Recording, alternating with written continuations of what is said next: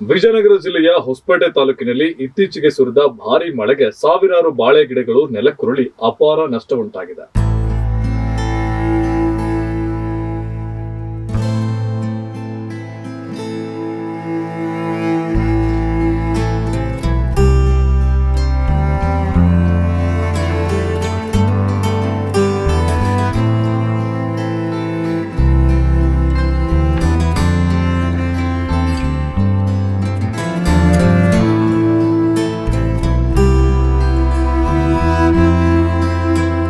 ಜಿಲ್ಲೆಯ ಹೊಸಪೇಟೆ ತಾಲೂಕಿನ ವೆಂಕಟಾಪುರ ಗ್ರಾಮ ಸೇರಿದಂತೆ ಇನ್ನಿತರೆಡೆ ಸುರಿದ ಭಾರೀ ಮಳೆಗೆ ಸಾವಿರಾರು ಬಾಳೆ ಗಿಡಗಳು ನೆಲಕ್ಕುರುಳಿವೆ. ವರ್ಷದ ಮೊದಲ ದೊಡ್ಡ ಮಳೆ ಎಂದೇ ಗುರುತಿಸಿಕೊಂಡ ಈ ಮಳೆ ವೆಂಕಟಾಪುರ ಮಾಗಣೆ, ನಿಂಬಾಪುರ, ಬುಕ್ಕಸಾಗರ ಮಾಗಣೆ ಸೇರಿದಂತೆ ವಿವಿಧೆಡೆ ಬಾಳೆ ಬೆಳೆದ ರೈತರಿಗೆ ಭಾರೀ ಹೊಡೆತ ನೀಡಿದೆ.